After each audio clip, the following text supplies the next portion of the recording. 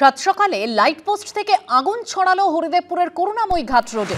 কলকাতা পুরসভার ১১৫ নম্বর ওয়ার্ডের ঘটনা। গতকাল ৭টা নাগাদ লাইট পোস্টে আগুন লাগে। ঘিঞ্জি এলাকা, গায়ে গায়ে বাড়ি, লাইট পোস্টের গায়ে ফিডার বক্স, সেখানেও আগুন ছড়িয়ে পড়ে। একদম সেই সময়ের ছবি আপনাদের সামনে রেখেছি।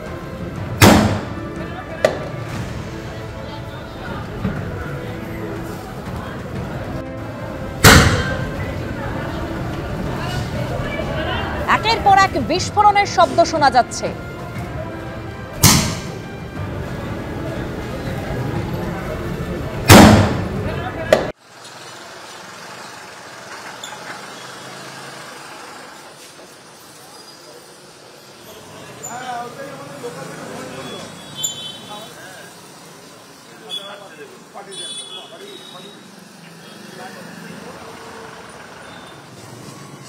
বাড়ি বাড়িতে ঢুকে যায়নি তো? না, এই বাড়িতে নিয়ে সব বাড়িতে ছিল।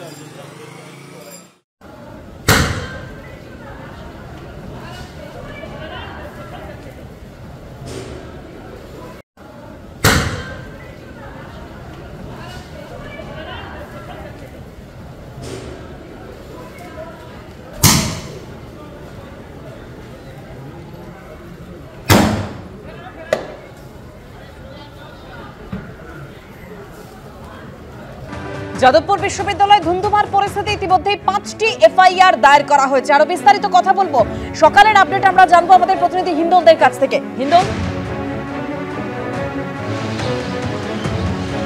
একেবারেই দেখো, এখনো পর্যন্ত পুলিশ সূত্রে যেটা বলা হচ্ছে যে গতকাল যে অগ্নিগর্ভ পরিস্থিতি যাদবপুর বিশ্ববিদ্যালয়ে হয়েছে, অর্থাৎ কিনা শিক্ষাঙ্গনে যেভাবে রক্ত ঝরেছে, যেভাবে শিক্ষামন্ত্রীর গাড়ির সামনে বা ভাঙচুরের ঘটনা ঘটে, শিক্ষামন্ত্রীকে হেনস্থা করার ঘটনা ঘটে, একাধিক অধ্যাপক তারা আহত হয়েছেন এবং এসএফআইয়ের তরফ থেকে যেটা অভিযোগ হচ্ছে যে শিক্ষামন্ত্রীর গাড়ির নিচে চাপা পড়ে বেশ কয়েকজন আহত হয়েছে। এবং এই যে গোটা পরিস্থিতি, রণক্ষেত্রের ঘটনা ঘটেছে যাদবপুর বিশ্ববিদ্যালয়ে, আগুন লাগানোর ঘটনা ঘটেছে যাদবপুর বিশ্ববিদ্যালয়ে, এই ঘটনায় কিন্তু পৃথক পৃথক মোট 5টি কেস নথিভুক্ত হয়েছে যাদবপুর থানায়।